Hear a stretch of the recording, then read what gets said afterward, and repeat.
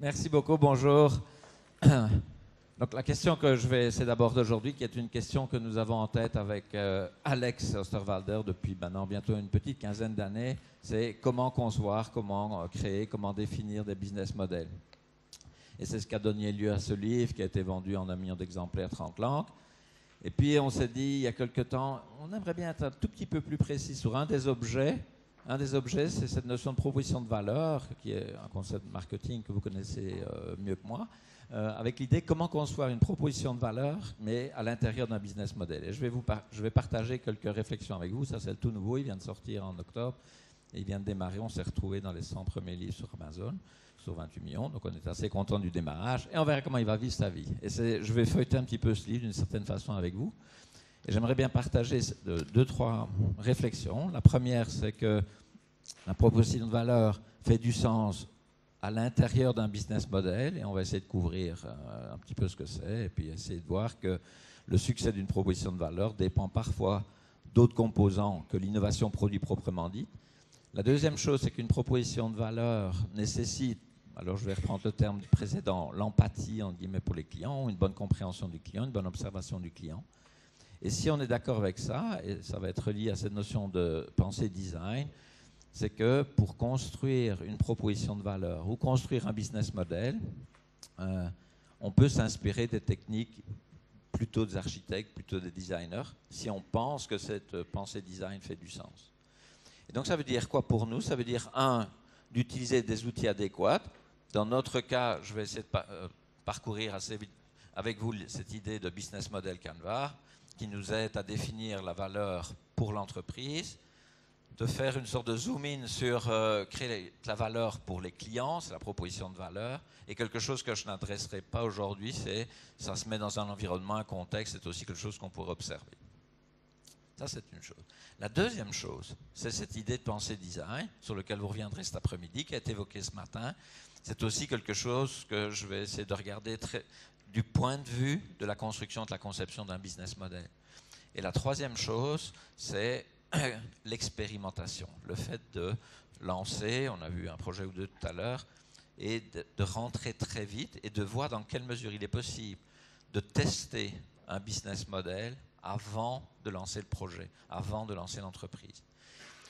Mais dans certains cas, on ne part pas de la feuille blanche, et donc on rentre dans une logique de rénovation parfois et de transformation, et c'est un des enjeux, et ça nous rattachera au thème de la journée qui est la transformation numérique.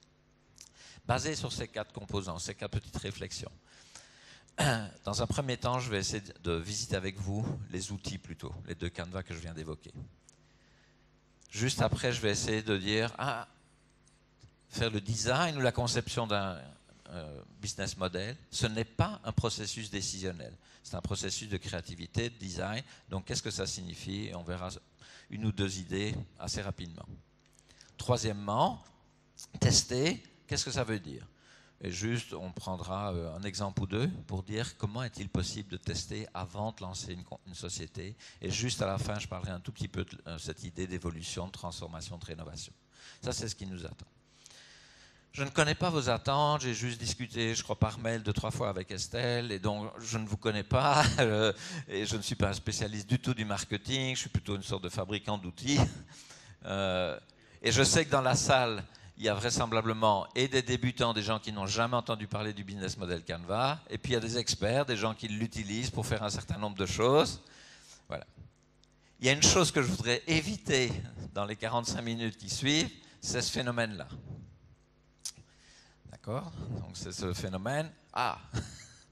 J'aimerais bien éviter ça. Donc je suis venu avec quelque chose et je vais vous faire un petit exercice d'ici peu de temps. Dès que vous avez une brique de base dans les mains, je vais vous demander. Donc quand ce petit monsieur arrive, vous dites « Ok, il est temps de se réveiller et on va faire quelque chose » et on a prévu un peu de matériel dans la salle qui vous sera distribué dans un moment.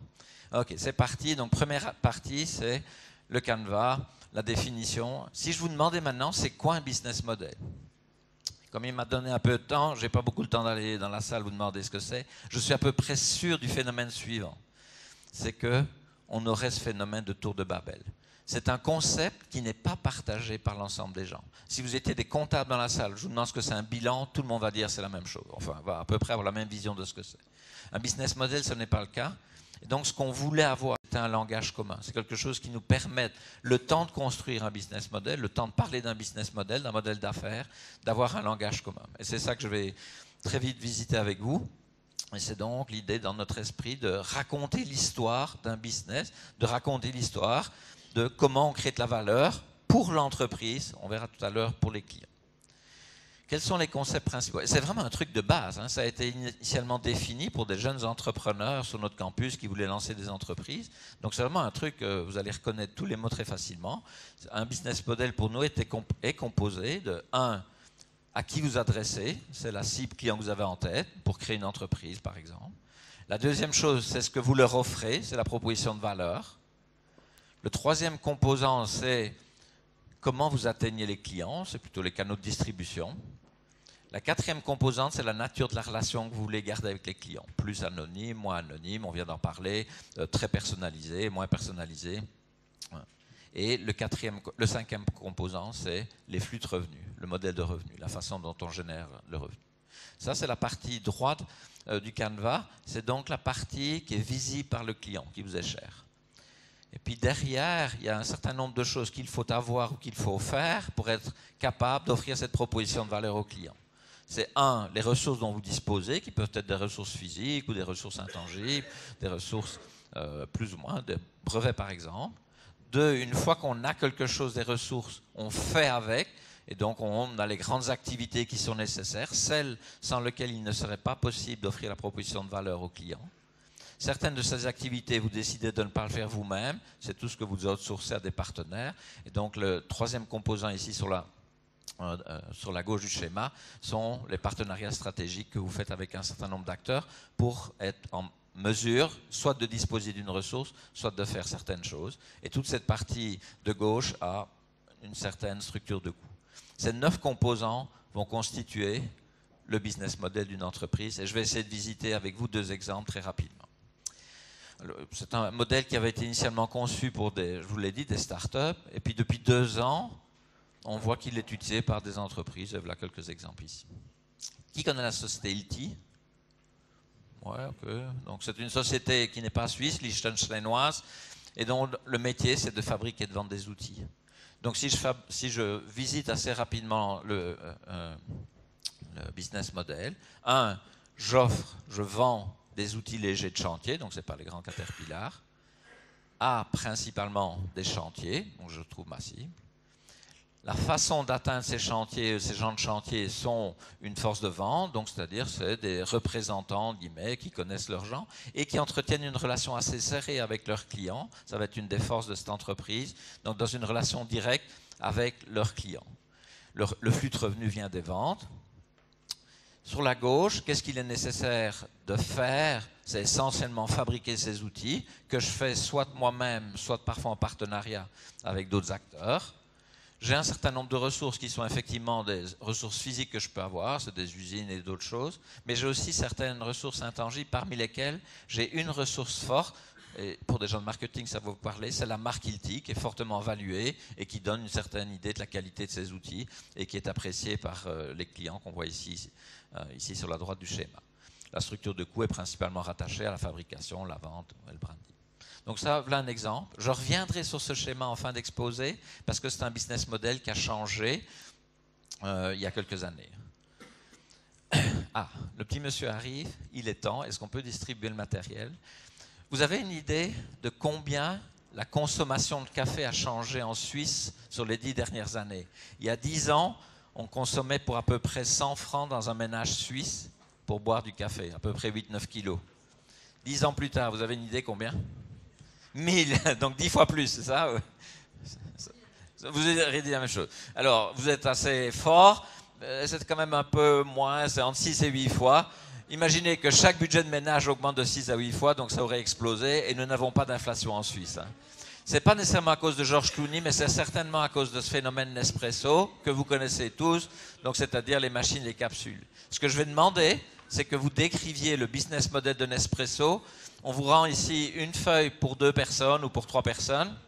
Non, c'est de décrire à l'aide de ces 9 blocs, mais pour aller plus vite, parce qu'il nous a mis des contraintes de temps assez fortes, je vous ai mis des autocollants sur la première face.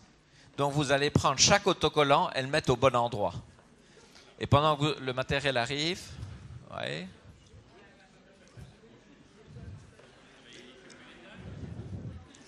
Donc on ne prend que la face où il y a les autocollants. Je peux en avoir.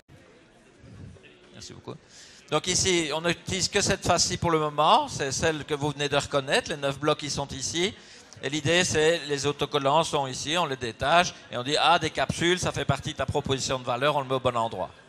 D'accord? Et ça vous permettra d'ici 6 minutes maximum d'avoir une idée de ces 9 blocs, de les manipuler rapidement. Et on va redessiner très rapidement les grands composants du business model de Nespresso. Alors voilà. Ici,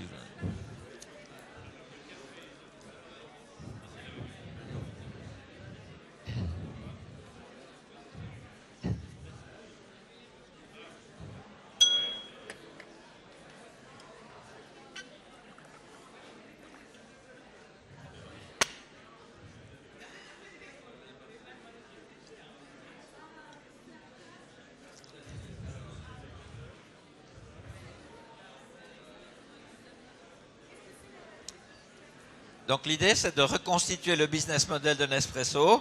Donc de dire le business model de Nespresso, c'est offrir du café. Donc il y a à la fois des capsules qui font partie de la proposition de valeur et des machines à café, de trouver les clients, de voir les canaux, de voir les grandes activités, de voir les ressources dont ils disposent pour protéger leur business ou pour être capables d'opérer.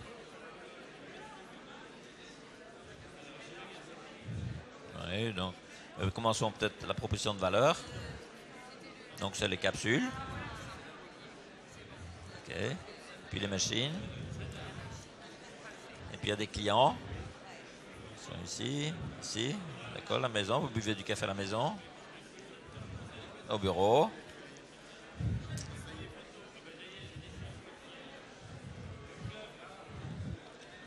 On travaille, mais il faut y aller, hein, parce qu'il nous a donné des contraintes de temps assez fortes. Ok, donc on y va. Il y a des machines. Des capsules, ça fait partie. Machines. D'accord, vous avez des clients quelque part. Ça vous avez mis, mais il y a une autre famille de clients. On boit du café au bureau aussi. D'accord. Il y a des coûts, il y a des revenus.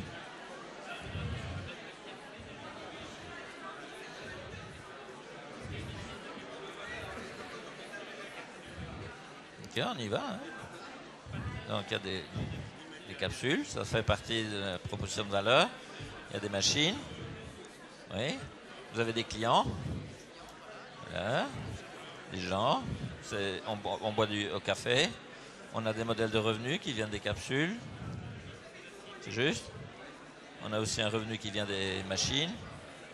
Donc on a déjà à peu près la partie ici. Maintenant, il faudrait trouver quels sont les canaux de distribution. Bien sûr.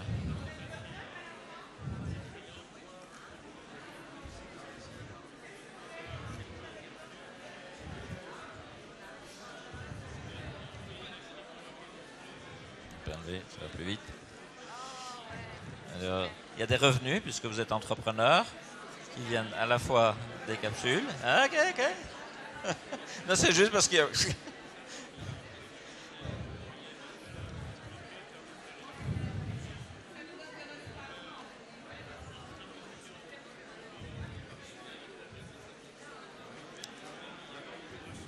Alors, il nous reste 2 minutes pour essayer de placer à peu près tous les objets ou toutes les composantes de ce business model.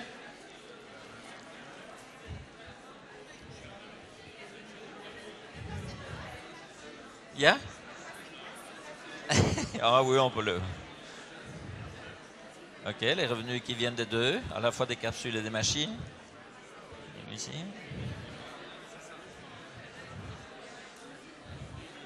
Waouh. Rapide. Premier, je crois.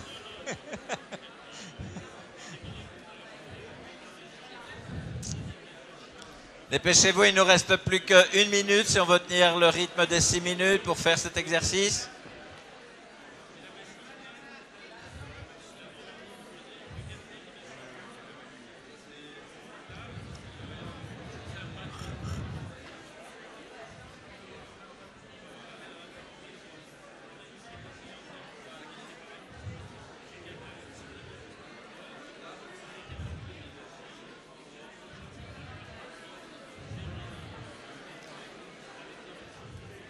Ok. Revenez avec moi. Revenez avec moi. Et on va visiter ce que vraisemblablement vous avez à peu près tous devant vous. Donc regardez le business model de Nespresso. Oh oh. Oh oh. On revient, on revient. Ok. Oh oh. Alors. Merci. Donc, on a des machines. Ça fait partie de la proposition de valeur. La proposition de valeur, c'est offrir le meilleur café, aussi bon que le café dans le meilleur café à Rome. C'était l'intention de Favre au début, dans la fin des années 70. La machine à café est proposée principalement à la maison et au bureau. 2 segments de clients. Le deuxième, pourquoi? Parce que ces entreprises qui avaient les machines à café et qui n'avaient que un type de capsule ont constaté que certains employés prenaient ces capsules, les utilisaient dans les machines à la maison, jamais en France, dans certains pays. Et donc, les entreprises, ce deuxième segment, demandaient d'avoir des capsules plates, comme vous voyez dans certains hôtels ou dans certains magasins. Pour atteindre ces clients, Nespresso utilise essentiellement des détaillants, essentiellement des gens, donc, qui sont des grands magasins, qui fournissent les machines. Entre parenthèses, ces magasins ne peuvent pas vendre le café. Donc, ils ne vendent que les machines. Le revenu vient des machines, mais ce revenu est principalement à destination des fabricants de machines. Nestlé n'a jamais fabriqué de machines. C'est une société qui est dans la nourriture, donc ce n'est pas des spécialistes d'eux. Donc ça, ils l'ont délégué. Donc c'est un partage de revenus parce qu'ils vont se refaire, entre guillemets, sur les capsules. Les capsules constituent la deuxième partie de la proposition de valeur. Et là, ils utilisent une approche multicanaux directe. Ils atteignent les clients par, au début, la vente par correspondance, les centres d'appel, le site web quand la mouvance du e-commerce est arrivée, à peu près au début des années 2000. Et plus récemment, et vous en avez fait certains magasins, ils ont introduit des magasins physiques. Donc, ils ont reconstruit une structure de distribution, ce qui était la première fois au sein du groupe Nestlé, dans lequel il n'y a pas des magasins Nestlé, mais ils vendent à travers des détaillants. Donc, ça, c'est le canal de distribution. Les revenus, sont les revenus qui viennent, on verra des chiffres tout à l'heure assez impressionnants. Et la relation client est une relation assez personnelle, puisqu'on vend ces machines comme on vend des montres de luxe en Suisse, plus ou moins. C'est-à-dire qu'on va vous connaître, on va vous donner 5 kilos de documentation pour vous dire que vous faites partie d'un club et ainsi de suite. Mais en fait, derrière, c'est un sacré mécanisme de lock-in parce qu'on ne peut utiliser que les capsules Nespresso dans les machines Nespresso. Ça a changé tout récemment, on y reviendra. Donc, c'est en fait un verrou qu'on accroche aux clients. Du côté des ressources, on protège ce verrou ici par des brevets. Ils en ont 250 à peu près qui portent sur les machines, les capsules, la façon de percer les machines. Ils ont des choses physiques, ils sont des usines, pas des usines pour fabriquer les machines, mais des usines pour fabriquer les capsules. Des millions par jour, des milliards par an. Et la marque est dans leurs assets. Dans les grandes activités, on a l'activité de fabrication des capsules, d'assemblage des capsules. Ça, c'est clé. L'activité marketing, distribution, c'est Clooney que vous voyez dans tous les aéroports. Et la troisième activité, c'est l'activité de distribution. Comme il n'y a que 2 usines en Suisse qui fabriquent ces milliards de capsules, tout part de la Suisse dans les 170 pays où on délivre Nespresso. D'accord? Et donc, il faut garantir cette efficacité logistique. C'est vraiment un des points centraux, entre guillemets, de la construction du point de vue des grands process, des grandes activités. Les coûts sont rattachés principalement à... Donc voilà très rapidement un peu l'ADN de l'entreprise, le modèle d'affaires de Nespresso, et avec quelques caractéristiques qui apparaissent maintenant à l'écran. Juste, on peut accepter que cette société a changé le business de l'espresso. Et vous avez vu arriver des concurrents et ainsi de suite. Quelques chiffres. C'est une société qui connaît une croissance de 30% depuis 2000. C'est la plus performante au sein de l'écosystème Nestlé. C'est une entreprise qui fait à peu près 4,5 milliards de francs suisses, donc 4 milliards d'euros, avec une seule ligne de produits. Donc spectaculaire. Ok, ça arrive, des sociétés qui réussissent. Mais ce qui m'intéresse d'un point de vue innovation des business models, c'est ce qui suit. C'est qu'en 87, donc cette société, quand elle était start-up encore d'une certaine façon, elle a failli disparaître. Et elle n'a pas failli disparaître à cause de son innovation, parce que toute l'innovation produit, des capsules, la façon de percer, la façon de les mettre, la façon de mettre le café, tout ça est depuis le début dans la construction. Donc depuis la fin des années 70, début des années 80, c'est dans cet état-là, le même état que celui que vous connaissez maintenant. Ils ont, depuis le début, ces partenariats avec des grands fabricants. C'était Moulinex chez vous en France, c'était Turmix en Suisse, c'est Bosch en Allemagne et c'est d'autres. Quelle était la grande différence? Ces canaux de distribution, comme Nestlé était une société B2B, ils ont dit on va reproduire ce modèle-là.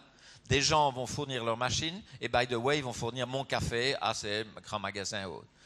Et c'est Gaillard va venir, un nouveau CIO va prendre le lead là-dessus et c'est lui qui va décider de dire eh bien, pour la première fois, on va essayer de convaincre Nestlé qu'on peut atteindre directement le client, directement le consommateur, et il va construire toute cette approche multicanale, cette approche relationnelle avec le client, plus tard les magasins et ainsi de suite, qui était la première fois au sein du groupe Nestlé. Ça, c'est la première chose. Et puis, depuis quelques temps qu'on fait ces workshops, on en a quand même presque une centaine par an maintenant, on a observé que la construction de l'élément central, la proposition de valeur, restait pour la plupart des entrepreneurs, et après on s'est rendu compte pour pas mal d'entreprises, quand même un grand enjeu. Donc vous savez, on pourrait peut-être aussi aider à venir avec un canevas assez visuel, cette construction de rentrer sur la proposition de valeur. Et là on est venu avec une intuition, et puis on a concrétisé ça dans un nouvel outil, et je vais essayer de vous le présenter en 5-6 minutes. Donc on est venu avec un outil un peu alternatif, un outil complémentaire, une sorte de zoom qu'on peut faire sur la proposition de valeur, en essayant de venir avec un canevas, un cadre d'analyse, non plus pour aider l'entreprise à créer de la valeur pour elle-même, ce qu'on vient de voir, mais créer de la valeur pour ses clients. Et bien sûr, les deux sont liés. Et c'est ce que je vais essayer de visiter avec vous. Et on est parti avec un concept de gestion qui s'appelle en anglais « jobs to be done », donc le travail à faire. Donc plutôt d'essayer de voir ce que le client veut, ce qu'il souhaite, ses besoins, de plutôt partir de ce qu'il fait dans son activité concernée par le business dans lequel je suis, pour construire la proposition de valeur, pour dériver la proposition de valeur. Je vais prendre le même exemple que je vous ai montré très brièvement en entrée, qui était cet exemple d'Ilti. Et Ilti, il y a quelque temps, a connu des soucis. Et un de ces soucis, vous pouvez imaginer, quand on est dans le domaine manufacturier, c'est celui-ci, c'est que c'est possible de faire moins cher ailleurs, il y a des concurrents qui peuvent venir avec des coûts qui sont un peu inférieurs ou fortement inférieurs. Et donc ils se sont posés pas mal de questions il y a quelques années en arrière. Comment faire pour regagner une certaine compétitivité? Est-ce qu'il faut diminuer nos prix? Est-ce qu'on arrive à produire moins cher? Est-ce qu'il faut aller produire en Chine? Et donc un certain nombre de questions. Et ils ont dit, avant de rentrer dans une grande stratégie, essayons déjà de bien voir ce que font nos clients, puisqu'on a l'avantage d'avoir des clients qui sont contents de nous. Et donc on est rentré dans cette logique de dire, le job d'un responsable de chantier n'est pas d'acheter des outils.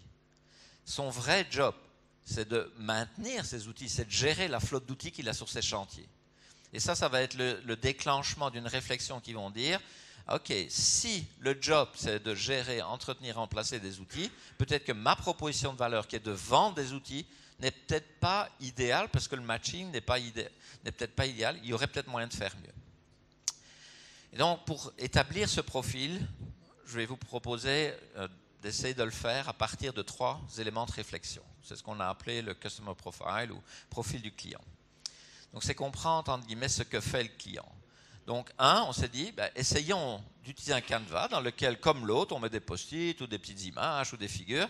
Donc, c'est un objet pour favoriser ou pour susciter le brainstorming quand on essaye de réfléchir à qui est notre client. Et dans le cas de Ilti, ils se sont rendus compte que, en fait, ce n'était pas celui qui utilise les outils qui est leur vrai client, c'est vraiment celui qui gère les différents outils qu'on va mettre sur les chantiers. À partir de là, les tâches qu'il fait, c'est trouver, exécuter les contrats, c'est respecter des délais. Quand il fait ça, il y a des choses qui peuvent le chicaner. Donc quand il fait cette activité-là, il y a des choses qui le chicanent. C'est ce que nous avons appelé les pains, les customer pains, donc les peines. C'est les craintes, les obstacles, les frustrations, les problèmes qu'il a quand il fait ces actions, ce job qu'il doit accomplir. Dans le cas de Ilti, quels sont les jobs? C'est il doit bien sûr acheter ses outils avant de les utiliser. 2, il y a des outils qui sont cassés, il y a des outils qui sont volés. Qui dit voler casse dit délai. Qui dit délai dit pénalité, donc stress pour lui. Ça, c'est la photographie qu'on peut faire quand on essaye de rentrer un peu en disant, mais qui est votre client? Et notamment ses peines. Et la troisième chose, c'est de dire, quand il fait ça, quand il achète ses outils, quand il exécute son chantier, quand il cherche les contrats, quand il gère les contrats, quand il gère sa flotte d'outils, il y a des choses qu'il espère, il y a des choses qu'il attend. Et c'est ce que nous avons appelé les customer gains. Donc des gains potentiels, des gains, ah, si j'avais ça en plus, ou si j'avais ça quand je suis en train de faire telle chose. Et dans le cas d'Ilty, c'est quoi? C'est bien sûr de garder ces contrats profitables, mais ça serait idéalement d'avoir toujours des outils récents. Ça, c'est une des angoisses, notamment pour, par exemple, garantir la sécurité. Ces outils, généralement, sont plus sécurs pour les gens qui vont les utiliser. C'est d'avoir ces outils qui sont toujours au maximum de leur capacité. C'est d'avoir aussi une prévision des coûts sur mes différents chantiers quand je vais utiliser mes outils. Donc ça, c'est un peu la photo design thinking qu'on a évoqué tout à l'heure avec la D-School. C'est ouvrir le champ, c'est venir avec des alternatives avant de rentrer dans une approche de choisir celle qui semble la plus adéquate. Si on accepte que c'est ça, alors ça veut dire que nous sommes assez mal placés parce que ce n'est pas quelque chose qui est très fréquemment enseigné, sauf à vous cet après-midi si j'ai bien compris. Et donc ce qu'on a fait depuis maintenant plus que bientôt une dizaine d'années, c'est beaucoup travailler en contact avec des architectes, des designers, observer des architectes travailler. J'en ai pris un ici, pas tellement parce qu'il vient d'être à l'honneur à Beaubourg et parce qu'il vient de faire la construction de ce bâtiment chez vous, mais parce qu'il a fait un autre bâtiment, je vous dirai un mot dedans. Et si vous regardez comment il travaille, il va utiliser pas mal de techniques qui sont des techniques, entre guillemets, de création d'idées. Ils utilisent des croquis. Oui, encore maintenant, on utilise des croquis. Ils utilisent des plans. Oui, on utilise encore des plans d'architecture. Ils utilisent beaucoup de maquettage. Sur des bâtiments comme celui-ci, ils en ont fait quelques dizaines. Sur des bâtiments très compliqués, ils en font jusqu'à 70, 80. Sur des bâtiments un peu plus simples, qui est une maison, ils en font une ou deux, et puis après, ils arrêtent. Ils se disent, c'est bon, c'est à peu près ça. Et puis, on utilise aussi de plus en plus la CAO, donc la conception assistée par ordinateur, pour s'aider dans son propre travail de conception. Donc ça, c'est 2-3 choses. Et avec une vision de ce qu'est le maquettage ou le prototypage de l'exemple précédent, qui n'est pas quelque chose pour affiner une idée, mais qui est pour ouvrir des alternatives, ouvrir des champs, collecter la réaction des gens. Et j'ai pris Frank Gehry parce qu'en fait, ça fait 10 ans qu'on le suit assez fort, parce qu'il a fait ce bâtiment, qui est la Business School de Cleveland. Et pendant 2 ans, il a été observé par des professeurs de gestion, et qui se sont dit, mais il utilise les mêmes mots que nous parfois, prototype, maquette, mais jamais dans le même sens. Et je prends un exemple. Je dis, maquette, c'est petit, est-ce que vous aimez ça? Un manager ou quelqu'un qui vient de l'informatique ou un marketing, il fait une petite chose, il montre, oui, c'est ça, mais j'aimerais bien quelque chose, ça, plus grand, transparent. Et au coup suivant, on vient avec quelque chose, et c'est un peu plus grand, et c'est transparent, c'est ça que tu voulais, ah oui, ok, ça. Pour un architecte, c'est pas le travail. L'architecte, il vient, il présente un objet, il dit c'est ça que tu voulais. Oui, j'aimerais bien ça, parfait, plus grand, transparent, parce que vous pensez à ça. Et le coup suivant, il vient avec quelque chose de complètement différent, il vient avec quelque chose comme ça. Si vous avez été entraîné à décider, comme était Frank Colopi et Dick Boland dans cette business school, vous dites « Hey, stop ! Il y a 3 semaines, nous avions décidé que ça serait rond, transparent et grand, tu viens avec quelque chose qui n'a rien à voir. C'est pas correct, arrête, retourne, viens avec du transparent. » Et là, l'architecte répondait « Ah oui, excuse-moi Frank, oui, bien sûr. Dis-moi pourquoi tu n'aimes pas ça ?» Parce que pour lui, ce n'est pas une façon d'affiner, c'est une façon d'ouvrir, de collecter de l'information et puis de participer à son processus créatif. Donc prototyper, si on garde cette idée-là, et je pense que c'est une belle pratique pour des créateurs de projets, des créateurs d'entreprises, c'est pas affiner sa première idée, c'est explorer des alternatives. Donc ça veut dire, si on reprend nos exemples de business model, pas nécessairement quand j'ai une idée d'en créer 100 autour, mais 2, 3, 4, de se forcer à venir avec des modèles assez différents pour être dans une position de choisir. Pourquoi? Parce que quand on n'a qu'une idée, par définition, c'est la meilleure. Quand on en a 2 ou 3, il faut pouvoir jeter. Et donc, pouvoir jeter, ça c'est le pire. Et surtout dans les grandes entreprises, on n'aime pas jeter des projets parce qu'on a l'impression qu'on perd du temps sur les 2 qu'on a achetés ou les 3 qu'on a achetés. Surtout quand c'est le CEO qui a eu l'idée. Je vous donnerai un exemple tout à l'heure.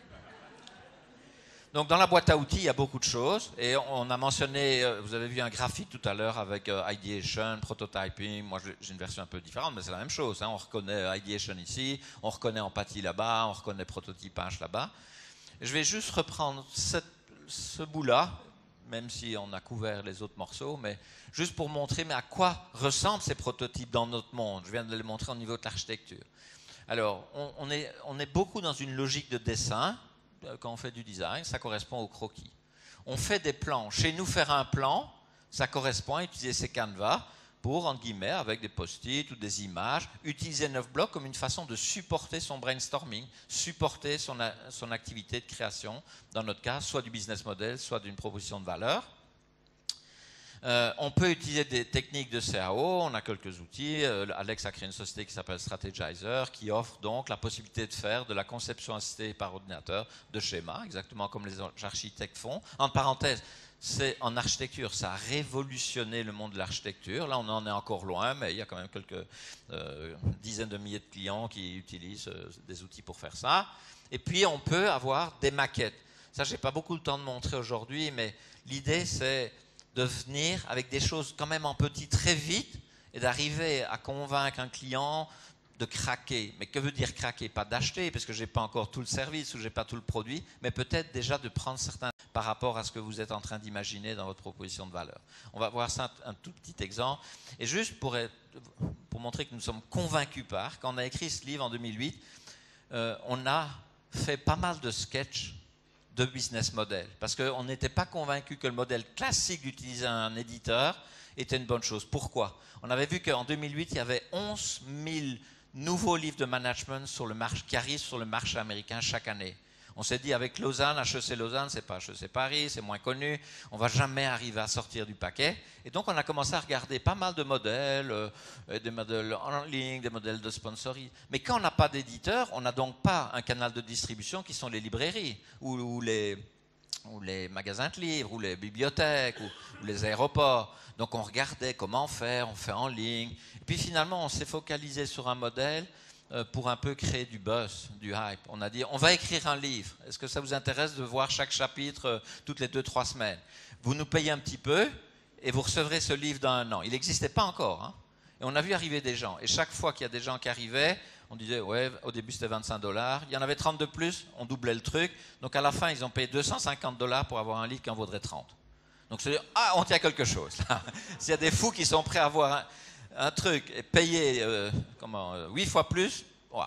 Et puis on a organisé une petite cérémonie à Amsterdam. De nouveau, on a dit, vous voulez venir voir un livre? Ce livre, à l'époque, c'était vraiment un truc mais mal présenté. C'était un livre qui ne tenait presque pas ensemble et tout ça. Mais on avait déjà l'impression qu'on était presque au bout de nos peines. Vous voulez venir voir? Venez, c'est 900 francs pour la journée. Et on a eu de nouveau 200 personnes qui arrivent.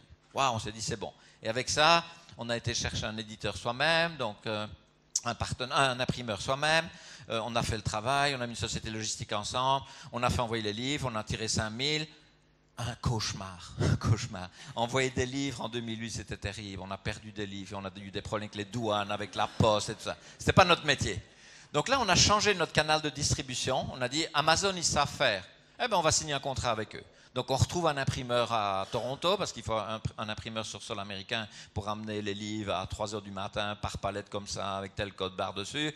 On fait ce truc-là, on en revend 10 000. Donc ça fait 15 000 de vendus en tout. Et là, les gros éditeurs arrivent et ils acceptent toutes nos contraintes. On voulait un format couché, on voulait la couleur, on voulait ça. Ils acceptent tout et donc on repasse à ce modèle-là. Donc on a changé 3 fois de prototype, si vous voulez. Un tout premier rush, un deuxième déjà un peu plus mature parce que Amazon, ça, ils savent vraiment bien faire. Mais ils prennent 40% de vos revenus. Bon, ça c'était fair play. Et puis on est repassé à celui-là. Voilà, ça c'est un peu cette idée, prototypage. Mais ça ne suffit pas.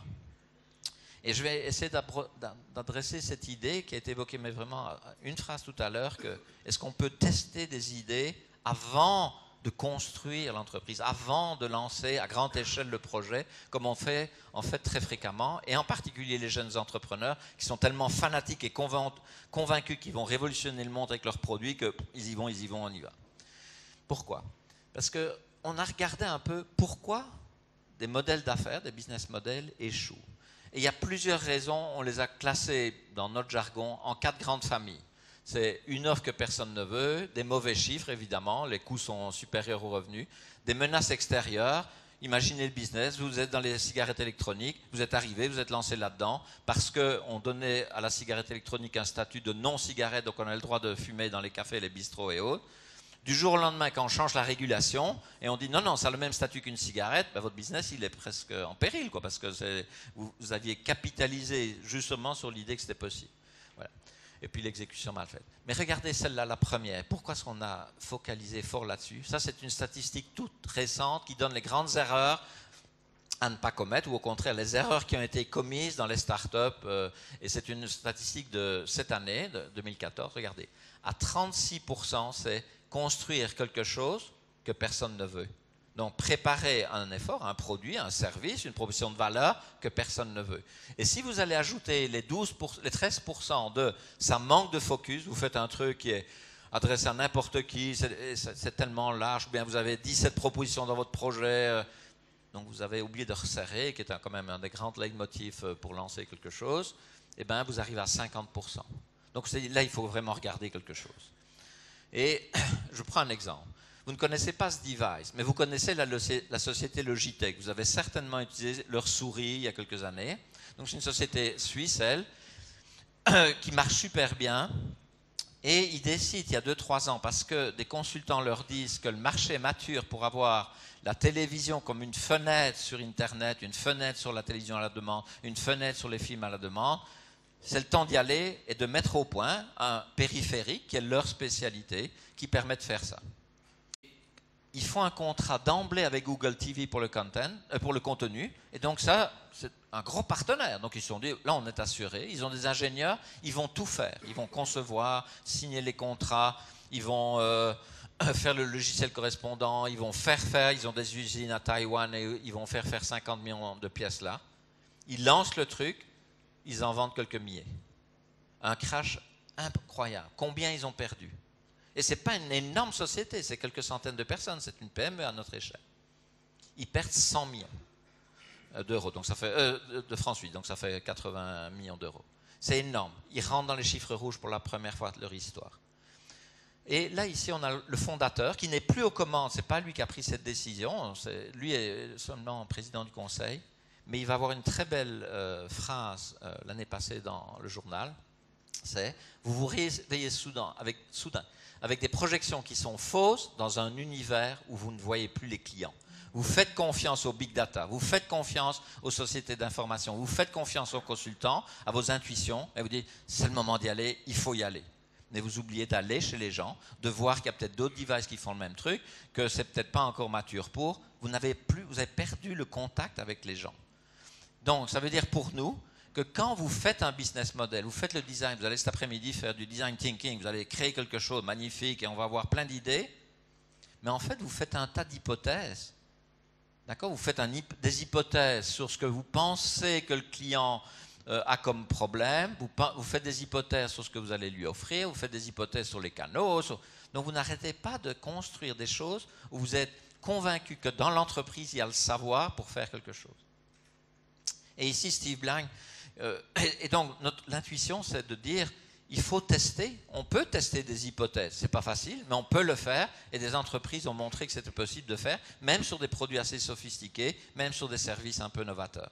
Et on utilise cette technique de ce qu'on appelle parfois faire un produit minimum viable, c'est ça que vous voulez faire, mais on peut peut-être déjà commencer à faire ça et montrer si certaines choses se font. D'accord? Et voir si les clients sont en train de confirmer que c'était bien de peine qu'ils avaient roulé et d'aller au bon endroit, que c'était déjà quelque chose qui correspond à peu près à leurs attentes, mais il faudrait plus. Et donc on rentre dans cette idée d'avoir cette idée de tester une hypothèse. Et Steve Blank dit, il n'y a pas de fait à l'intérieur de l'entreprise. Vous ne pouvez faire ça que dehors. Vous ne pouvez faire ça qu'en contact de votre produit, de votre service avec le client.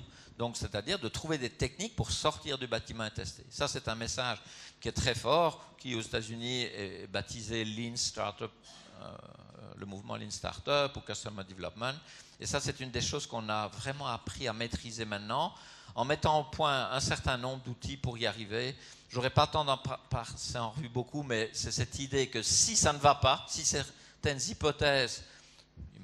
Là, il avance un peu vite maintenant, hein? En commençant à 20. Okay. Donc, c'est de pouvoir évoluer. Et avec une grande leçon. Ce que les gens disent et ce qu'ils font, c'est deux choses différentes. Si vous dites, est-ce que vous êtes intéressé par ça? Vous dites oui. Oui, vraiment bien. Je prends le temps d'aller créer mon entreprise, de créer mon usine, de faire. Je reviens vers lui 6 mois après, tu me l'achètes? Oh non, j'ai changé mon avis. Ah, mais si par contre on va chez quelqu'un, est-ce que vous êtes intéressé par ça? Oui, donne-moi 100 francs maintenant. Ah, ça c'est différent. Je prends les 100 francs, je fais fabriquer. Si j'arrive à faire, je lui donne, c'était convenu. Si j'arrive pas, ces 100 francs, il faut encore décider. Je les garde parce que je les ai perdus ou je lui rends. Mais une fois qu'on a fait ça, on s'est engagé de façon plus forte. Mais ce n'est pas uniquement 100 francs, ça peut être laisser une adresse email sur un site web, avoir du contact. Et donc l'idée, c'est d'avoir, quand on teste quelque chose, une hypothèse, ce n'est pas juste pour voir si j'aime, j'aime pas, c'est qu'il faut ce qu'on appelait en anglais un call for action, un call to action, c'est un appel à l'action. Laissez votre adresse email, laissez votre carte de crédit, avoir quelque chose dans lequel le client se sent engagé à rentrer avec vous en contact pour « Ah oui, j'ai un intérêt pour ». Et on a développé pas mal de techniques dans notre boîte à outils qui sont des techniques, soit quand je connais le client et je l'interroge, je vois, mais ça peut être aussi des techniques qui sont sur le web, où on achète des mots-clés ceci, on a une landing page, on fait des A/B testing sur un produit, et toute une panoplie d'outils qu'on a essayé de développer. Et dans les 3 minutes pour lui faire plaisir, l'évolution c'est quoi?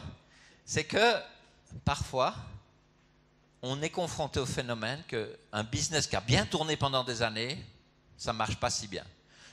J'aurais pu prendre beaucoup d'exemples. J'en ai pris un, j'ai pris celui de la musique.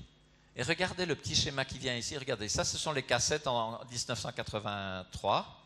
Ça, c'est les cassettes. Ça, c'est le CD qui arrive. Et regardez, sur 10 ans, le CD va pratiquement prendre tout le marché. Quand vous êtes sur cette voie-là, vous dites, mon business est assuré.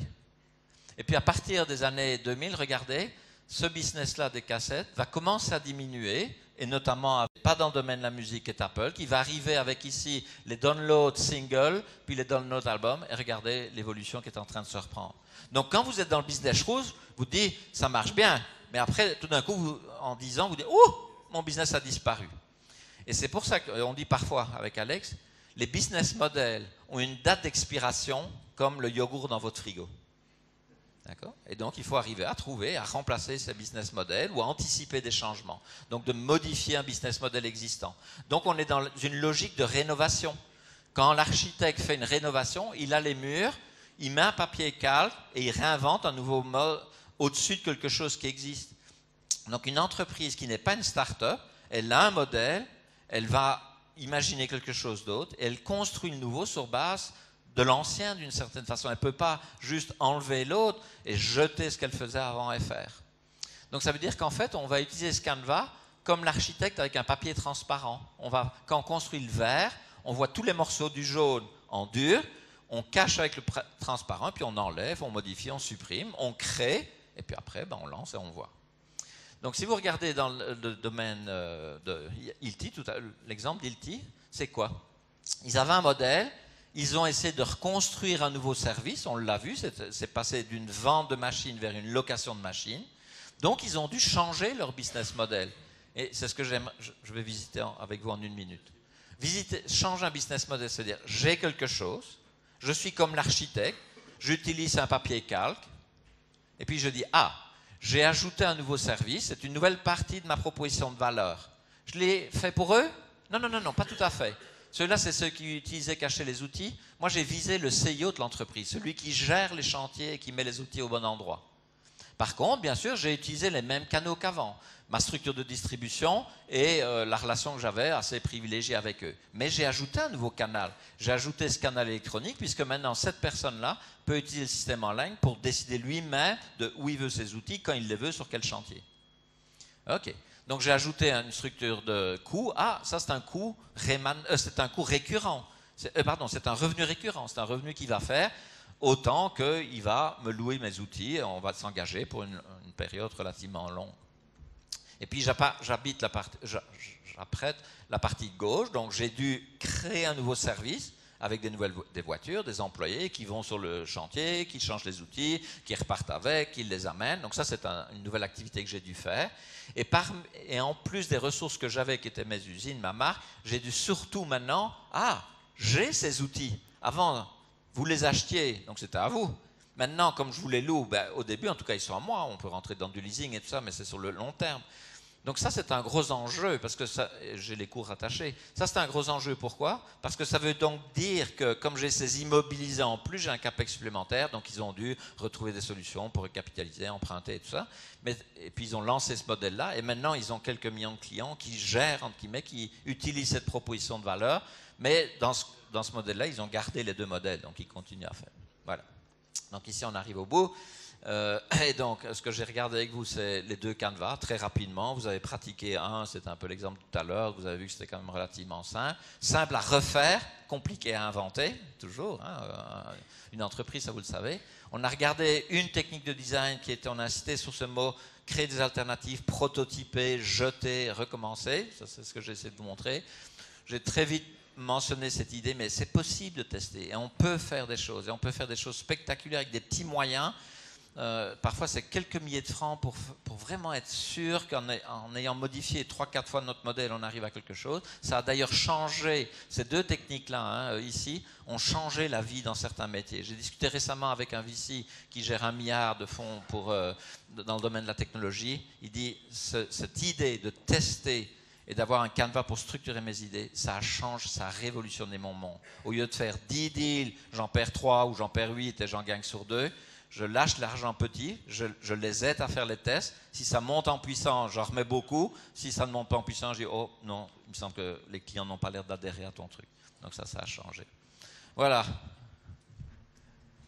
Et bon. Merci beaucoup Yves.